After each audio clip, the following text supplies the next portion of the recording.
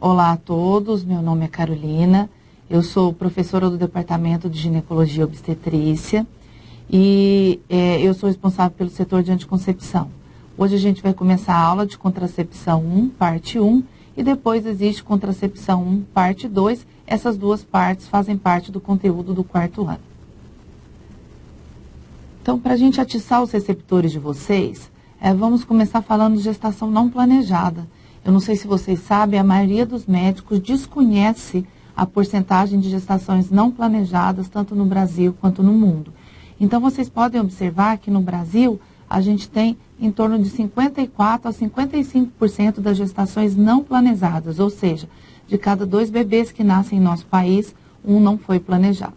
Quando a gente vai para a população vulnerável, a gente pode ter até 70% de gestação não planejada. Em adolescentes, isso chega a 98% de gestações não planejadas. Bom, assim como eu estava dizendo, então, além das gestações não serem planejadas, quando eu falo de adolescentes, no Brasil e na América Latina como um todo, a gente tem uma alta taxa de gestação em mulheres com menos de 18 anos, que constitui a adolescência. Então, a gente tem 15% a 20% das gestações da América do Sul são em adolescentes. E se a gente observar os 10 principais países que têm a maior porcentagem de mulheres de 20 a 24 anos que tiveram um parto antes de 18 anos, vocês percebam que a maioria são países africanos, o Brasil não está aqui, apesar que a gente tem estados e cidades que têm taxa de gestação em adolescentes semelhante, por exemplo, à Serra Leoa. E a gente tem também, quando a gente vai olhar os 10 países que têm o maior número de mulheres de 20 a 24 anos que tiveram um parto antes de 18 anos, aí o Brasil é o 4º país. Então, em proporção, não somos campeões, mas em número de mulheres que tiveram parto entre 20 e 24 anos, nós somos o 4º país do mundo. E isso, entre 20 e 24 anos elas tiveram... entre 20 e 24 anos elas foram acessadas, mas o parto ocorreu antes de 18 anos. A maioria desses partos é entre 16 e 18 anos, mas existe uma porcentagem de mulheres que têm parto abaixo de 16 anos, ou seja, 15, 14, 12, 11, 10. E aí, quando a gente vê nossas taxas, houve evolução? Essa é uma parte que a gente sempre pergunta, será que mudou alguma coisa? Então, observe que a taxa de gestação em adolescentes vem caindo. Só que essa queda é muito lenta. Porque para ter queda em gestação em adolescentes, a gente precisa de várias coisas. 2 delas, boa educação e acesso a métodos anticoncepcionais eficazes. Então, como a qualidade do ensino não tem aumentado de forma considerável e nem o acesso à anticoncepção tem sido feita de forma plena, a gente vê isso impactado na taxa de gestação nas adolescentes. Observem que a gente até 2005, a gente tinha 21,8% dos partos eram adolescentes. E agora a gente tem em 2004, 19,2% dos partos são em adolescentes. Então isso mostra para a gente que não tem sido feito esforços suficientes para que a gente garanta que nossas meninas não fiquem grávidas antes de terminarem sua adolescente. Isso é importante porque quando a gente tem um filho na adolescência, especialmente sem planejamento, a gente amputa o futuro dessas meninas que muitas vezes têm que largar a escola e às vezes perpetuam o ciclo de pobreza. E além da questão social e da questão de saúde pública, uma gestação não planejada, ela tem um custo para o país. Em 2014, isso foi estimado em 2.293, quase 2.300 por gravidez. E o Brasil gasta anualmente 4,1 bilhões de reais ao ano com gestações não planejadas. E qual seria o impacto de uma gravidez não planejada? Então, a gente tem impactos para a criança, então a gente tem um aumento de risco de prematuridade, aumento do risco dessa criança nascer com baixo peso e aumenta a mortalidade infantil tanto por falta de cuidados quanto por agravos, por exemplo, nascer prematura. Fora a questão de abandono, uma vez que ela não foi planejada, a questão de violência doméstica e sexual e baixo acesso à saúde e à educação. A gente já se sabe que uma criança que não foi planejada, ela tem a carteira de vacinação menos completa do que aquela que foi planejada. Eu gostaria de lembrar para vocês que dentro de gestação não planejada, a gente tem dois grandes grupos. A gestação que é fora da hora, mas a mulher aceita aquela gestação, e a que é indesejada mesmo, que ela não queria ser mãe nem agora, nem daqui a 10 anos. É claro que quando a gestação é indesejada, não planejada, indesejada, ela é pior do que a não planejada só fora de hora. Bom, com relação à mãe, a gente também tem um aumento de complicações, a prematuridade. A gente sabe que o estresse é um dos principais deflagradores de parto pré-termo. Diminui a adesão ao pré-natal. Então, vocês imaginam a paciente que vive com HIV/AIDS e se ela não tem uma adesão adequada ao pré-natal, aumenta a chance de transmissão para o bebê.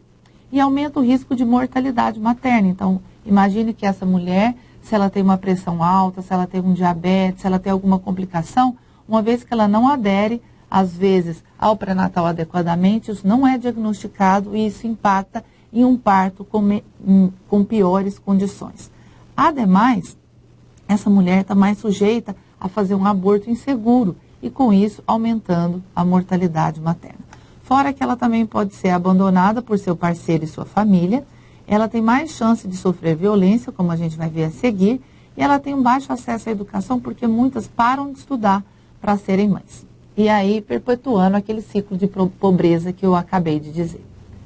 E como eu comentei, existe a questão da violência dependendo do planejamento de gestação. Então, a mulher que tem uma gestação não planejada tem 3 vezes mais chance de sofrer violência do que uma mulher que planejou sua gestação. Então, quando a gente trabalha com violência, passa também por ações que aumentem o acesso ao planejamento da gestação pelas mulheres.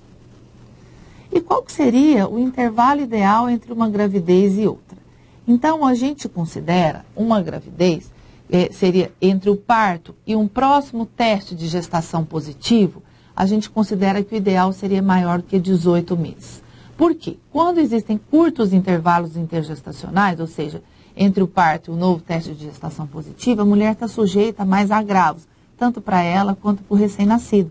E aqui estão listados vários agravos. Vocês vejam que até autismo está ligado a curto intervalo intergestacional, maior risco de paralisia cerebral. A gente não tem explicação para todos eles, porque são achados epidemiológicos, né? Então, a gente tem maior chance de sangramento, maior mortalidade, maior anemia, por exemplo. A anemia você consegue explicar. A mulher foi espoliada e não conseguiu recuperar nessa próxima gravidez. Então, isso é importante para vocês verem que, apesar de que muita gente acha que é interessante ter escadinha, um filho atrás do outro, para a saúde da mãe e da criança, a gente tem que dar pelo menos 2 anos entre os partos ou 1 ano e 6 meses entre um parto e um teste de gestação positivo.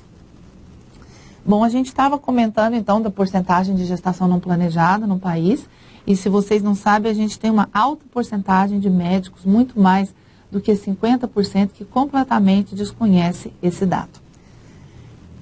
E muitas pessoas falam, olha, Carol, será que isso não acontece porque essas mulheres não estavam usando anticoncepção? Eu vejo muito na rede o pessoal comentar, não engravidou porque quis, porque existe método anticoncepcional. Então, eu vou dar um dado para vocês pensarem. Dessas gestações não planejadas, metade das mulheres estava usando algum contraceptivo, seja camisinha, pílula ou injeção. Então, são métodos eficazes. Então, o que está acontecendo com essas mulheres? Então, isso vocês vão ficar pensando, porque agora a gente vai entrar no conteúdo propriamente dito e a gente vai deixar essa pergunta para a gente responder daqui a pouco. Por que ocorrem gestações não planejadas, sendo que metade dessas mulheres estava usando um método de relativa boa eficácia, né? Então, o que é contracepção ou planejamento reprodutivo? Tem gente que chama também de planejamento familiar. Seria evitar a concepção alterando os mecanismos responsáveis por ela. Então, eu vou tentar impedir esse encontro entre óvulo e espermatozoide. E a gente pode fazer evitar esses mecanismos mexendo em vários setores do corpo da mulher. Então, por exemplo, eu posso evitar que o cérebro mande uma ordem para o ovário ovular. Então, eu posso alterar a secreção das gonadotrofinas. Com isso, eu vou alterar a minha ovulação. Não tendo ovulação, não vai ter fecundação.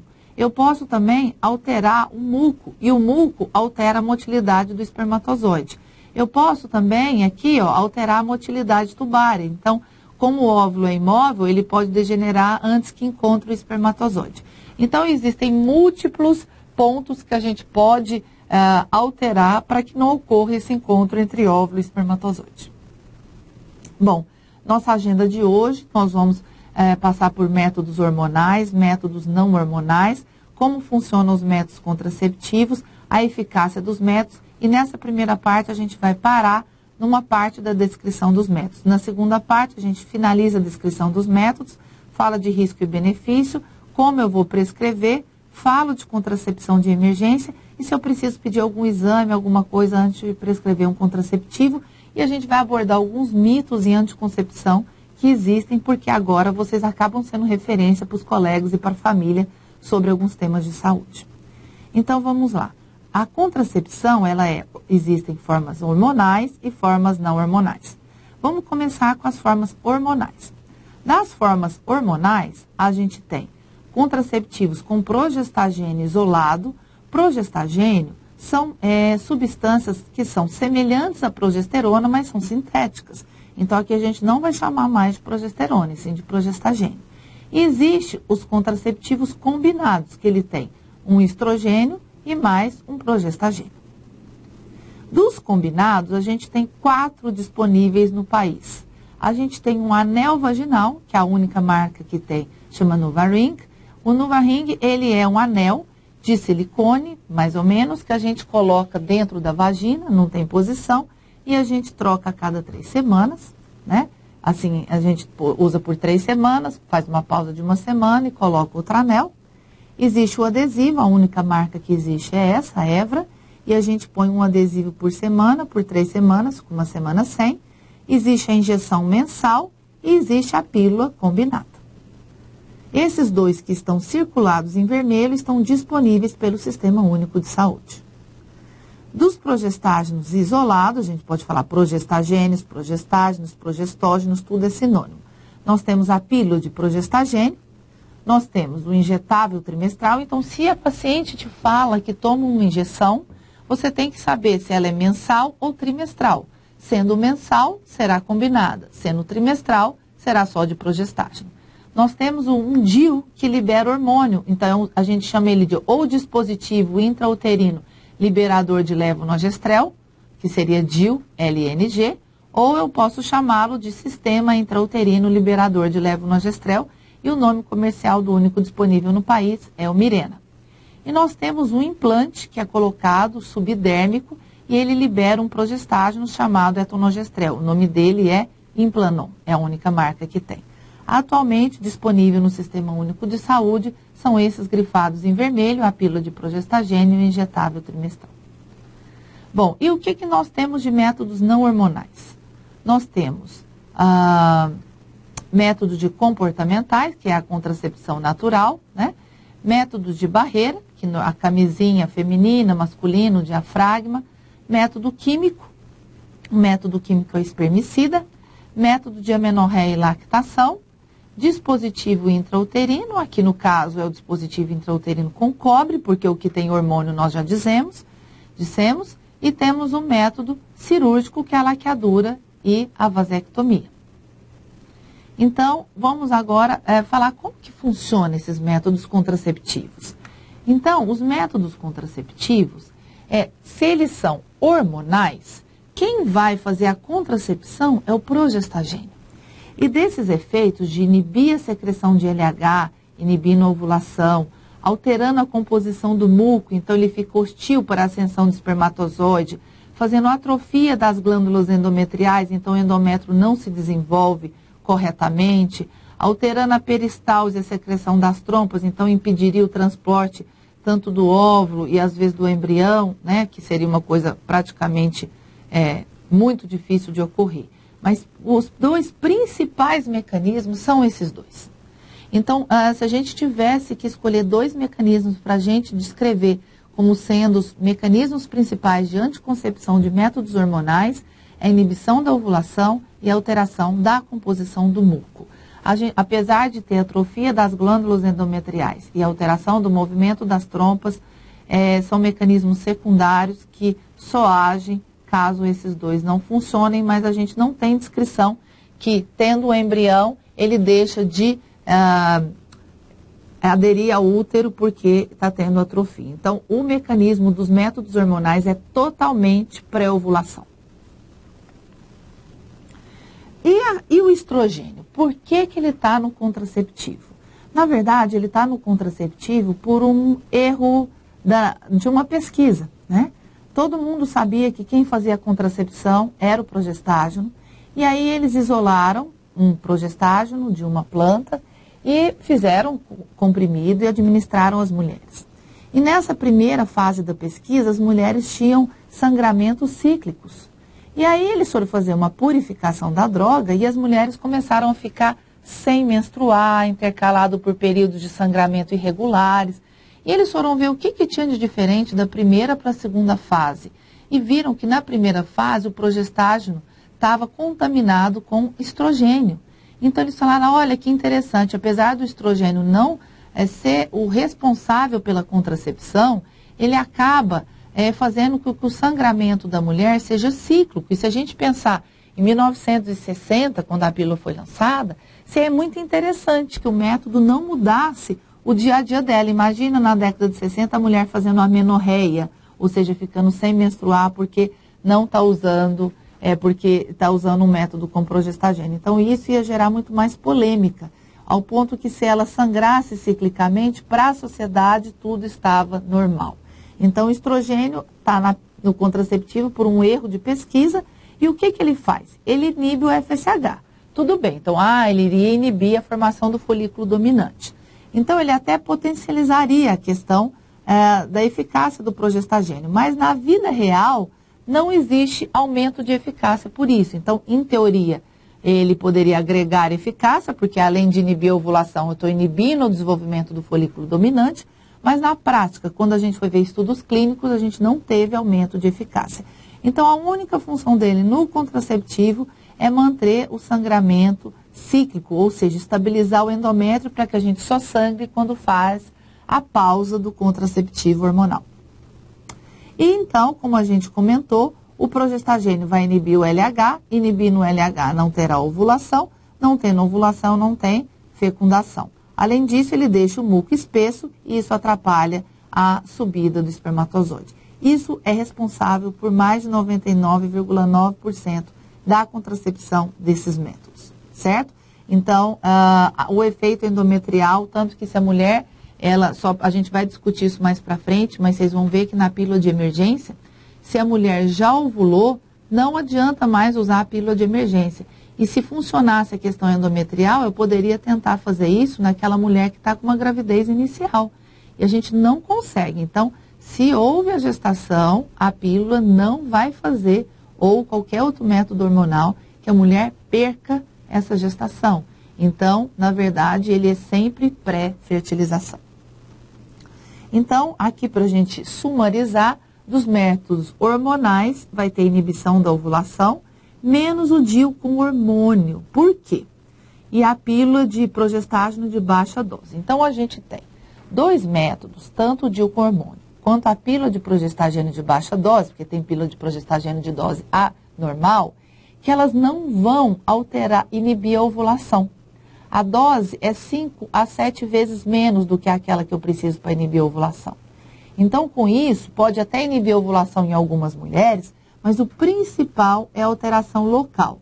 Muco, por exemplo, impedindo a ascensão do espermatozoide, mas tem um efeito em trompa também, em endométrio. Mas o principal é a alteração local em muco. Inibir a ovulação é todos, menos o DIU com hormônio e a pílula de progestagênio de baixa dose. O DIU de cobre, como a gente falou de métodos não hormonais, o cobre ele é tóxico para o óvulo e para o espermatozoide, esse é o principal mecanismo, então o mecanismo também é pré-fertilização. Métodos de barreira também é pré-fertilização, ela impede o encontro do espermatozoide com o óvulo, uma vez que ela segrega os espermatozoides. Métodos químicos, como espermicida, ele é tóxico para o espermatozoide, impede a motilidade do espermatozoide. Comportamental, eu vou deixar de ter relação sexual no meu período fértil, então dessa forma, mesmo que eu ovule, não haverá espermatozoide para esse encontro. Isso tudo a gente está falando na eficácia teórica, vocês vão ver que daqui a pouco a eficácia na prática é muito diferente. ILT é a sigla de laqueadura tubar e vasectomia. Como elas ou cortam o ducto deferente ou corta a trompa, eu vou impedir que chegue espermatozoide na mulher ou que o óvulo, uma vez chegando espermatozoide, que o óvulo não consiga encontrar esse espermatozoide. Então, agora a gente vai para a eficácia dos métodos. Então, essa tabela é uma tabela muito interessante. Vocês vão ver que nessa primeira coluna, a gente tem o risco de gravidez ao ano por usuárias, ou 100 ou 1000 usuárias, em uso perfeito. O que é uso perfeito? Uso perfeito é o seguinte, eu vou fazer um trabalho com pílula. Então, você tem um diário, você tem que anotar se você tomou. Tem uma monitora do trabalho que te liga, olha, Paula, você tomou a pílula? Então, você é lembrada todo o tempo. Às vezes, você tem até um despertador para lembrar. Então, aqui o uso perfeito é assim, do jeito que a indústria manda, né? Quem fabrica o método e quem estudou o método. Uso típico é o uso que normalmente a gente faz. Por exemplo, o preservativo. O uso perfeito seria, assim que o pênis fica ereto, eu coloco o preservativo. E o que é o uso típico? Eu começar a relação sem preservativo e no meio da relação, perto da ejaculação masculina, o homem vai e coloca o preservativo. Então, isso é uso típico. Então, a gente tem que tomar cuidado, porque às vezes o gestor, quando ele compra um contraceptivo, ele olha na bula, ele vai ver o uso perfeito. Então, tudo é ótimo. Mas a gente tem que trabalhar com o uso típico, que é o que ocorre em vida real. Antes da gente começar, eu quero que vocês olhem esses métodos marcados em estrela. DIU de cobre, DIU com levonorgestrel, que é o Mirena, né? E o implante. Observem que a taxa de falha em uso típico e perfeito são semelhantes para o DIU com hormônio e com implante e praticamente muito próxima do DIU de cobre. Esses métodos que a eficácia em uso típico é semelhante do uso perfeito são chamados LARCs, que é a sigla em inglês para Long Acting Reversible Contraceptive, contraceptivos reversíveis de longa duração. Então, eles até têm eficácia superior à da laqueadura. Olha a eficácia da laqueadura, 5 em 1000. Olha a eficácia do DIU com levonorgestrel, 2 em 1000. Olha a eficácia do implante, 5 em 10.000. Quer dizer, a taxa de falha, isso aqui não é eficácia. A taxa de falha, olha, a taxa de falha da laqueadura é 5 em 1000. A taxa de falha do DIU com levonorgestrel é 2 em 1000. A taxa de falha do implante de etonogestrel é 5 em 10.000. Então, existem métodos que são reversíveis, porque a laqueadura e a vasectomia não, elas podem até ser reversíveis, mas a gente tem que encarar com a paciente como sendo irreversível, porque nem sempre a reversibilidade dá certo. Então, não é uma coisa que a gente dá para prometer. Então, se ela tem dúvida que quer uma coisa para sempre, existem métodos que são reversíveis e funcionam igual ou até melhor do que a laqueadura e a vasectomia. E agora eu vou circular, com exceção do diafragma, que não é um método muito usado, os métodos mais usados, preservativo, pílula e injeção. Observe que a pílula, ela tem uma eficácia em uso perfeito, ela tem uma taxa de falha em uso perfeito de 3 em 1000. A injeção falha de 2 em 1000. A camisinha, 2 a 5 falhas em 100, tá? Então, parece bom, mas olha na vida do uso típico. A camisinha masculina, 18 falhas em 100. A camisinha feminina, 21 falhas em 100. A pílula, 9 falhas em 100. E a injeção, 6 falhas em 100. E a falha da pílula pode chegar a 30 em 100 em adolescente. Então, gente, esses métodos que a gente chama de curta duração, eles dependem da mulher para funcionar. Então, quem é esquecida, quem tem condições de vulnerabilidade que atrapalha a adesão, não deve usar esse tipo de método. Por exemplo, uma usuária de droga, uma alcoólatra, uma usuária de crack, uma mulher que é esquecida, que é muito ocupada. E esse é um grande problema do país, que nossa contracepção baseia-se em métodos que dependem da mulher. E a gente tem menos de 5% das mulheres usando método de longa duração. E quando a gente vê no último censo, a mulher mais pobre, ela acaba migrando para a laqueadura e a mulher com mais condição financeira para a pílula. Mas olha, então a mais pobre acaba usando um método de irreversível, então se ela arrepende, ela não pode voltar atrás. E a mulher que tem da classe média para cima acaba usando mais pílula, que existe uma taxa de falha quando ela não é uma mulher metódica. Então, precisa aumentar o uso de método de longa duração. Por exemplo, colocando no Sistema Único de Saúde outros métodos de longa duração que não só o DIU de cobre. E aí, para vocês verem como isso impacta na vida real, houve um estudo que chama Choice, a gente vai conversar mais sobre ele no 5º ano, mas esse estudo foi um estudo feito em St. Louis e eles fizeram orientação sobre todos os métodos anticoncepcionais, porque os Estados Unidos têm uma alta taxa de gestação não planejada. E as mulheres escolheram os métodos de acordo com aquilo que elas sentiram mais segura, que contemplaria a maioria das suas necessidades. Aí, eles acompanharam essas mulheres por 3 anos e viram o risco de não ter uma gravidez. Então, nesse caso, é eficácia. Nós estávamos trabalhando com taxa de falha, que é eficácia. Então, risco de não engravidar. Isso aqui, é 100%. Então, vocês vejam que os métodos de longa duração, implante DIU, não muda a taxa de eficácia e não muda também nem com o tempo, nem com a idade. Olha os métodos de curta duração. Conforme o tempo vai passando, vai caindo a eficácia desses métodos e essa queda é maior em quem tem menos de 21 anos. Não é porque o corpo acostuma com esses métodos e ele deixa de funcionar, é porque a mulher deixa de usar. Então, na vida real, métodos de curta duração tem 22 vezes mais falha do que o método de longa duração. E eu quero chamar a atenção aqui, eu não quero que depois dessa aula todo mundo saia correndo e venha me procurar porque quer pôr implante ou DIU. Não é isso. A gente tem que acessar o quanto a mulher é esquecida ou não. Se você não é esquecida, ou as pessoas que estão próximas de você não é esquecida, ela está muito bem servida com injeção, camisinha, pílula. Agora, quem é esquecida é que não está bem servida com método de curta duração. Bom, e aí, nesse mesmo estudo, eles foram ver, gente, mas por que altera tanto a eficácia do método de curta duração? Então, eles pegaram mulheres que escolheram método de curta duração e foram na farmácia, onde elas recebiam um cartão para retirar gratuitamente esse método, e viram que, olha, em torno de 1 ano, cerca só de 30% das mulheres buscavam contraceptivo no intervalo adequado. E, olha, intervalo adequado, que deveria ser 28 semanas, eles colocaram como 35. Então, vocês veem que nem buscar o método que era de graça, essas mulheres não buscaram. Então, vocês veem que não é porque elas são malvadas, é simplesmente porque elas são esquecidas. Bom, e agora nós vamos, a última parte dessa, primeira parte, seria a descrição dos métodos. Então, nós vamos descrever os métodos hormonais e os métodos não hormonais. Começando com o anel. O anel, ele tem um estrogênio e um progestagênio. Nós vamos usar ele por 21 dias, com pausa de 7 dias. Eu posso usar ele sem pausa, que é o que a gente chama de contínuo. Ou posso usar de uma forma que a gente chama de estendido. O que é estendido? Eu uso 3 semanas um anel, tiro esse anel, coloco outro, uso mais 3 semanas. Então, eu posso emendar 2 ou mais anéis e, de repente, eu faço uma pausa. Eu posso usar 3 anéis, faço uma pausa de 7 dias. 4 anéis, faço uma pausa de 7 dias. Então, o contínuo é sem pausa. O estendido é emendar mais de 2 meses um método e, de repente, fazer uma pausa. Essa pausa pode ser de 4 ou 7 dias. Existe uma vantagem dele.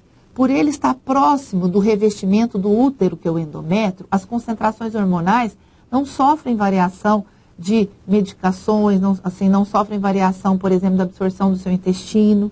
Então, é um método que menos dá sangramento fora da hora, que é aqueles sangramentos que a gente chama de escape. Você está tomando a pílula, no meio da cartela você começa a sangrar.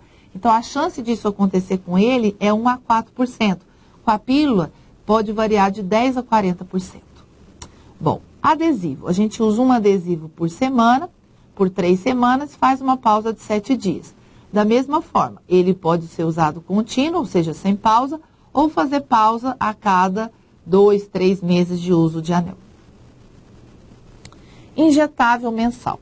O injetável mensal, ele é uma ampola que a gente aplica de 30 em 30 dias. Pela bula, eu posso adiantar 3 dias ou atrasar 3 dias. Pelo OMS, isso pode ser 7 dias para mais ou 7 dias para menos. Nas primeiras 3 ampolas, é comum ter um sangramento em torno de 15 dias depois da aplicação do método.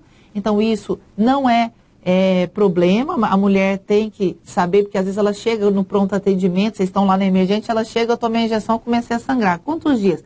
Ah, faz uns 14 dias. Então, isso não quer dizer redução da eficácia. Basta dizer que o organismo da mulher está se adaptando àquele método e que nos 3 primeiros meses isso pode acontecer. E o que acontece? Como ele é um método que eu vou jogar um progestágeno, um estrógeno no músculo da mulher, ele é usado intramuscular, existe um certo depósito. Então, algumas mulheres podem fazer amenorreia, ou seja, ficar sem sangrar. Então, de cada 4 que usa, uma não terá sangramento. Então, quando eu prescrevo a injeção, eu tenho que dizer. Porque quem está usando o método com estrogênio, espera o quê? Ter sangramentos mensais, quando eu interrompo o método. Então, de cada 4 mulheres que usam a injeção, uma pode ser que não sangre, e isso não significa que o método não está funcionando. Pílula, esse é o método mais usado no país. No SUS, o que a gente tem é 30 microgramas de etinil-estradiol, isso é um estrogênio, com 150 microgramas de levonorgestrel. Essa é a pílula padrão. E ela, a gente quando for falar de risco-benefício, por que ela é a pílula padrão? Porque é aquela que tem menos efeitos adversos graves, como trombose. E também, óbvio, ela é a mais barata, mas o principal é que ela é o padrão de segurança de pílulas com estrógeno e progestagênio. Ela pode ser usada com pausa de 7 dias, pode ser usado contínuo, sem pausa, ou pode ser usado estendido, emenda 1, 2, 3 cartelas, de repente faz uma pausa. Existem contraceptivos que a pausa é mais curta, de 4 dias, e existem contraceptivos que tem placebo na pausa, e a gente vai discutir na hora de como prescrever para que serve isso. O uso contínuo ou estendido, além de outras coisas, ele serve para diminuir os sintomas pré-menstruais, porque a mulher, muitas mulheres, o que é TPM? TPM é quando a mulher ovula, não tendo gravidez, os níveis de progesterona vão cair, e essa mulher, ela vai deflagrar sintomas físicos ou psíquicos pela queda de progesterona. Não são todas, são algumas que são sensíveis a essa queda. Bom, quando eu inibo a ovulação, eu vou resolver minha TPM. O problema é que algumas mulheres, quando ela está usando pílula todos os dias e faz a pausa, os níveis hormonais caem na pausa. E o organismo dessa mulher interpreta como queda hormonal e deflagra sintomas de TPM. Não é uma TPM verdadeira, a gente chama de TPM-like, mas mulheres que têm esse tipo de sintoma, o indicado é não fazer pausa com contraceptivo ou fazer pausas ocasionais. Bom, e como é composto os contraceptivos combinados? Normalmente eu tenho um estrogênio.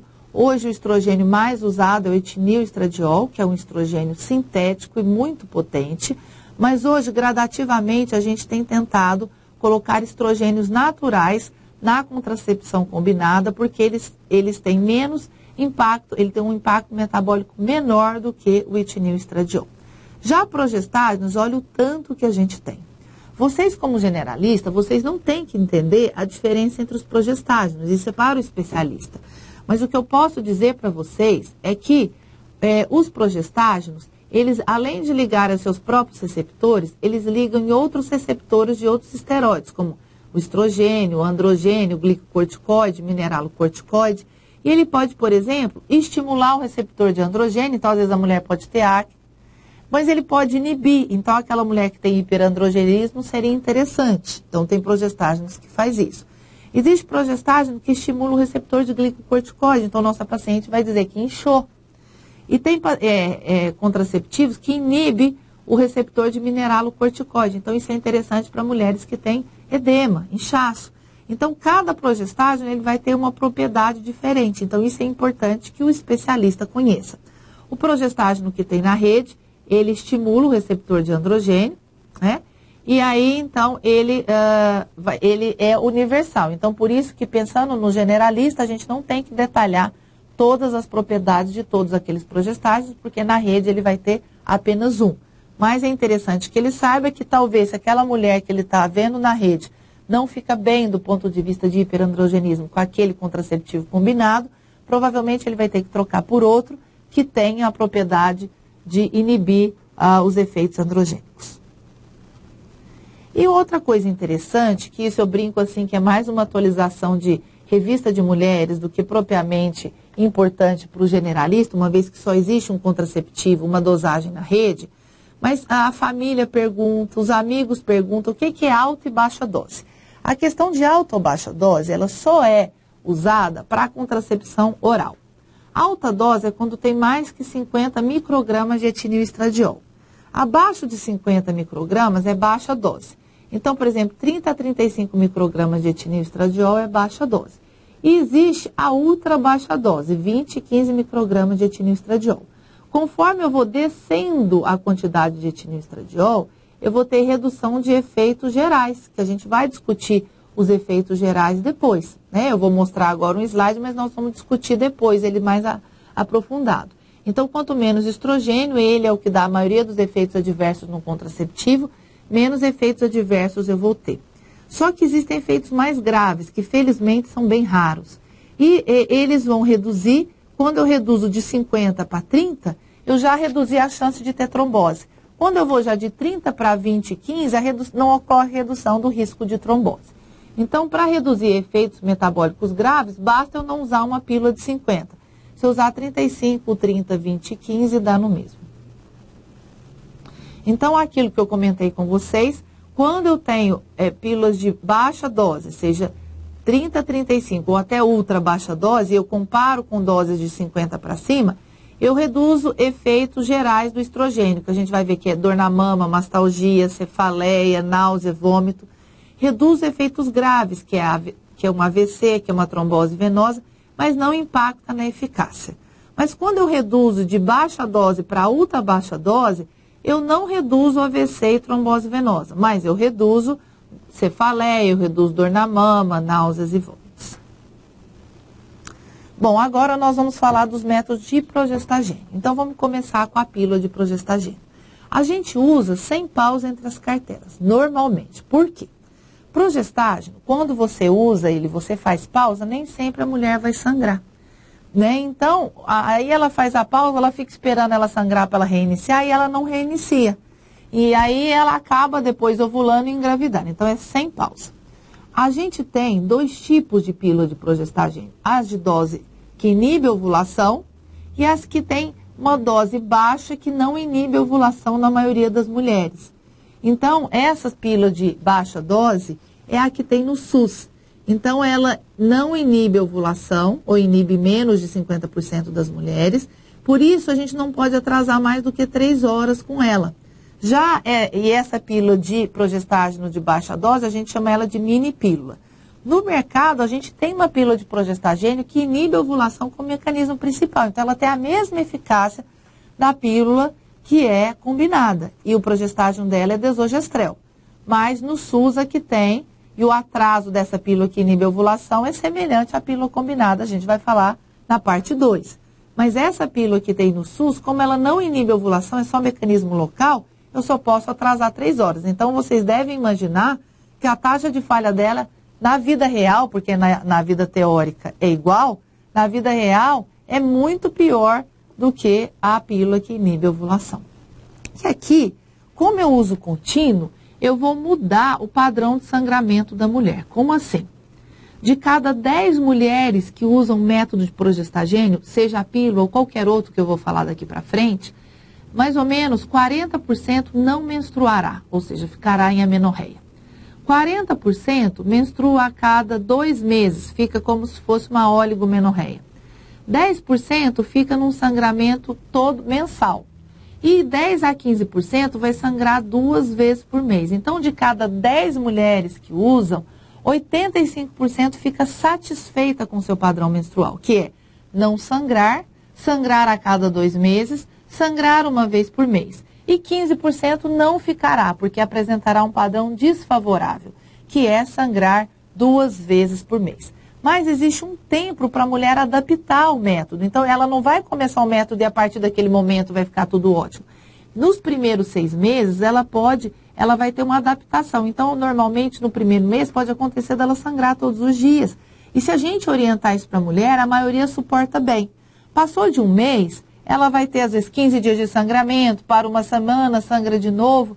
E existem medicações que a gente pode dar para parar o sangramento enquanto passa esse momento de adaptação.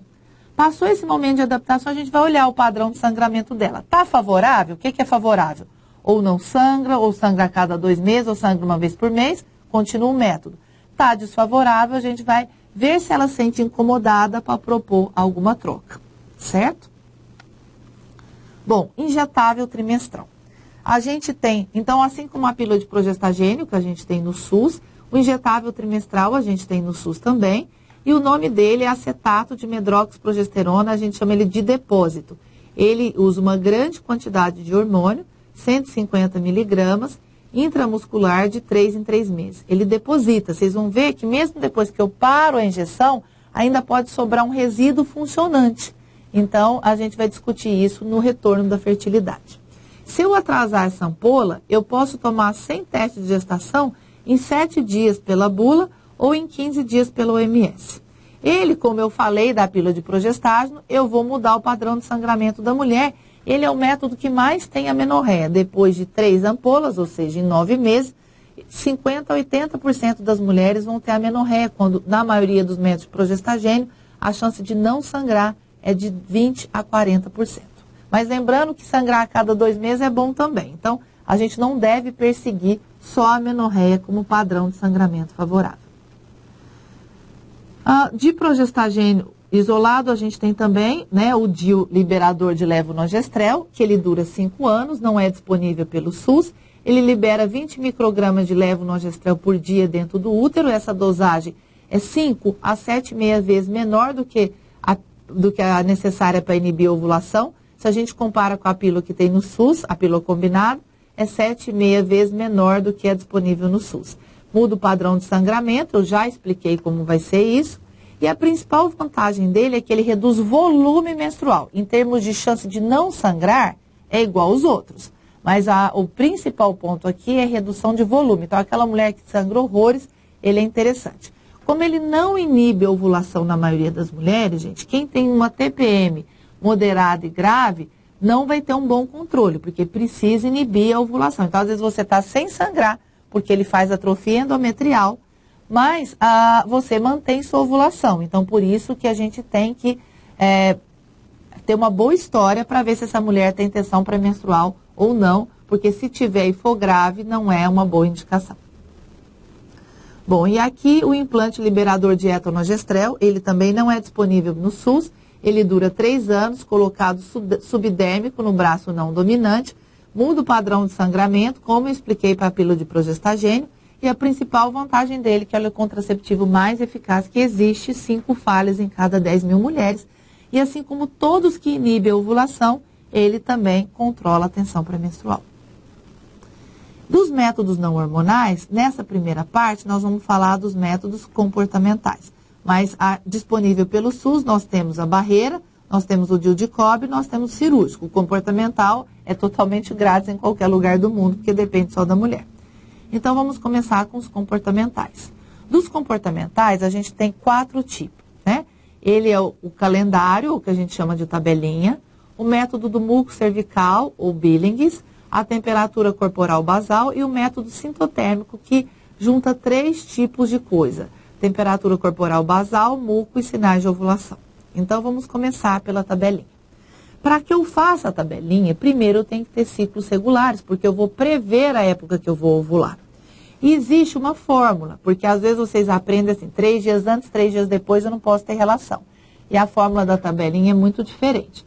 Normalmente eu tenho que ter 6 a 12 ciclos menstruais anotados previamente. Então, vamos falar 6, porque a pessoa ficar 1 ano anotando o ciclo é realmente complicado. Então, eu vou pegar o ciclo mais curto da mulher, diminuir 18, e esse é o primeiro dia fértil onde ela tem que parar de ter relação sexual. O ciclo mais longo, menos 11, é o último dia fértil. É o último dia que ela faz de abstinência, a partir daí ela pode ter relação sem proteção. Então, vamos lá, vamos dar um exemplo. Vamos pegar a mulher que tem ciclo entre 28 e 35. Então, do mais curto, 28, menos 18, 10. Então, a partir do 10º dia, ela não pode ter relação, ou se tiver relação, tem que estar protegida com preservativo, por exemplo. Do ciclo mais longo, que é 35, ela tira 11. Então, lembrar que o 24º dia é o último dia que ela estaria fértil. Então, a ovulação não vai acontecer todo dia, ela muda, porque o ciclo muda. Então, 14 dias antes da próxima menstruação, mas às vezes o ciclo, ele pode ter uma variação normal. Então, a gente tem que tomar cuidado por isso, porque então existe uma margem de segurança. Então, por isso, olha, a mulher fica 14 dias sem poder ter relação desprotegida.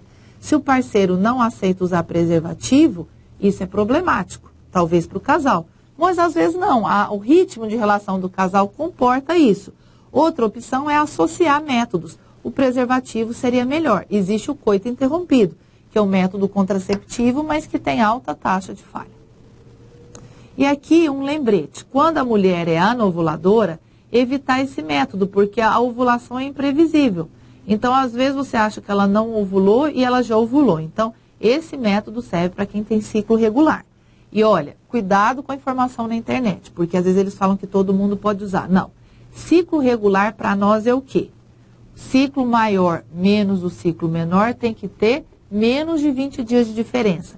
Na internet eles falam que para eles irregular é quando altera 3 dias para mais, 3 dias para menos. Isso é completamente regular. Então, irregular para nós é quando o maior menos o menor dá mais de 20 dias. Então, esses a gente não pode usar, esses métodos que dependem da previsão da fertilidade.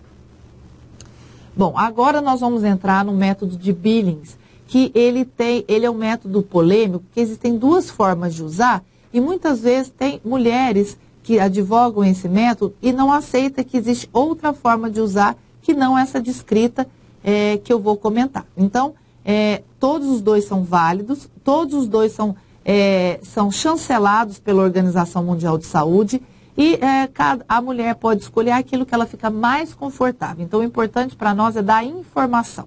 Então, a gente sabe que a presença do estrogênio vai deixar o muco fértil, ele vai ajudar na motilidade do espermatozoide. Eu falo como se fosse um rapel. Olha como o muco fica, essa propriedade dele a gente chama de filante.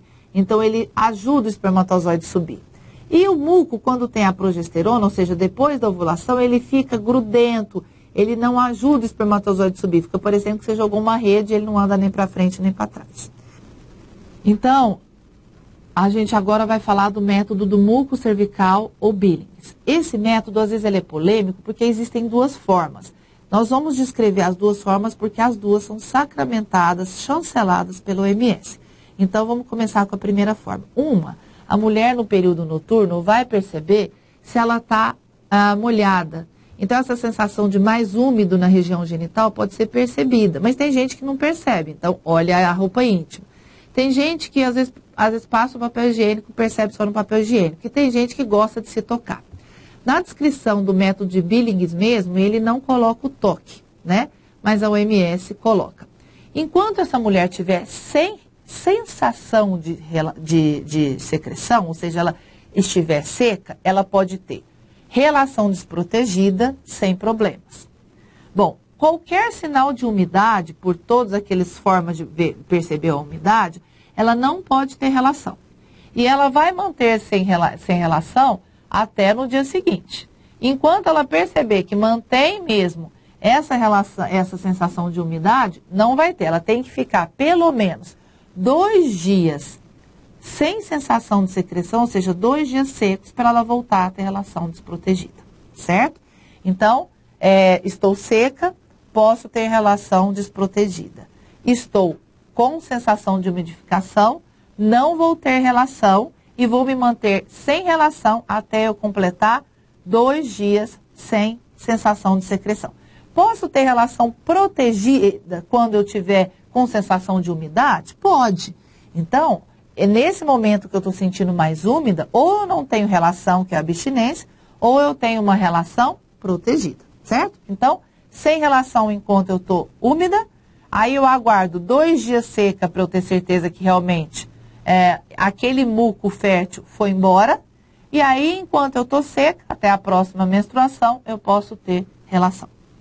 A outra forma da gente fazer o método do muco é assim que eu noticiar a presença de secreção vaginal, por todas aquelas formas, eu vou evitar relação sexual até 3 dias do pico de secreção vaginal. Normalmente, a secreção vaginal fica máxima no momento ali da ovulação e eu pego, conto, ficou muito, nos 3 próximos dias eu não tenho relação e do 4º para frente eu posso ter. Então, normalmente, essa secreção vai começar em torno ali de 3 dias depois que fim da menstruação, ela vai aumentando progressivamente, ovulei, ela fica no seu máximo, e aí eu conto 3 dias mais sem relação, no 4º dia após o máximo de secreção que eu tive, eu posso voltar a ter relação desprotegida.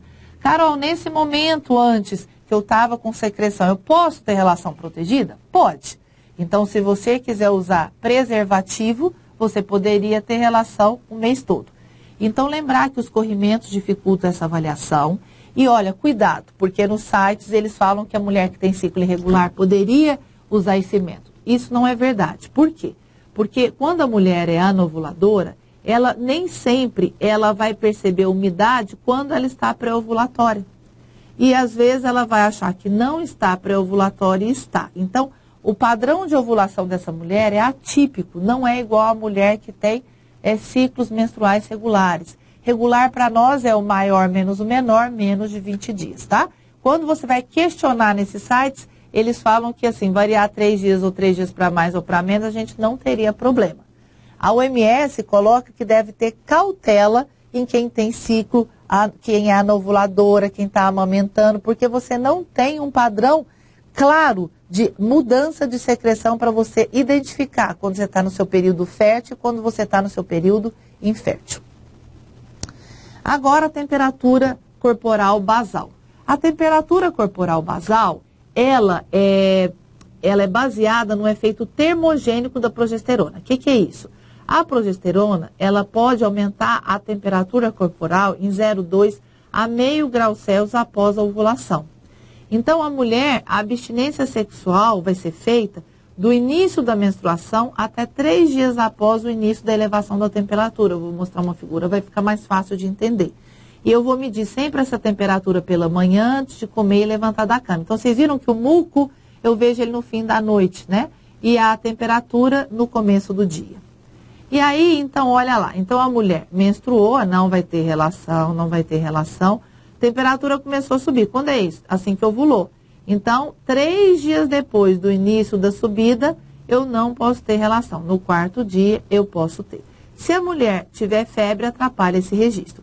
Então, vocês perceberam que tanto a temperatura, quanto o muco, quanto a tabelinha, existe uma quantidade grande de dias sem relação sexual desprotegida. Então, o casal tem que ver. É suficiente para ele ter relação sexual nesse período que a mulher é liberada? Ok. Não, não é suficiente. A gente sente falta de mais sexo. Então, e que ele use proteção, por exemplo, preservativo nesse momento, certo?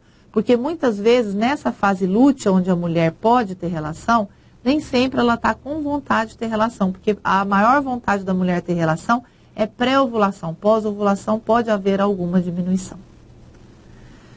Método sintotérmico, ainda dentro dos métodos naturais. Então, a mulher vai usar um conjunto de métodos naturais. Ela vai observar o muco, ver a temperatura corporal basal e ver outros sinais de ovulação. Então, ela vai ver que ela vai ter dor do meio, a mama vai ficar mais sensível, ela vai ter um sangramento no meio do ciclo. Então, ela vai juntar isso tudo e vai colocar dias que ela está provavelmente fértil, daqueles dias que ela está infértil. Então, assim, a abstinência ou uso de preservativo, né, do primeiro dia menstrual, porque eu pego pela temperatura corporal basal, até 3 dias após o pico de muco ou da temperatura, o que for o último, para eu ficar mais tempo protegida. Porque lembra que esses métodos não são 100% como nenhum. E como pode ter variação por conta do ciclo menstrual da mulher, às vezes você acha que ela está ovulando numa época e não está. E às vezes aquela ovulação não foi totalmente típica e às vezes nem sempre a quantidade de muco ou temperatura vão estar típicos como ela esperaria em outros ciclos dela. Então, por isso que esse aqui junta 3 coisas.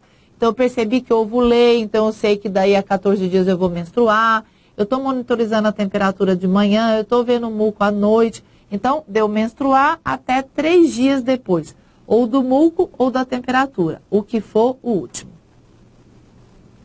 Então, gente, essa é nossa primeira parte. Eu estou disponível na nossa aula presencial, que é a discussão de casos clínicos, ou por e-mail, que vai estar disponível na tela. E aí agora, depois, vocês podem continuar com a aula na parte 2. Muito obrigada.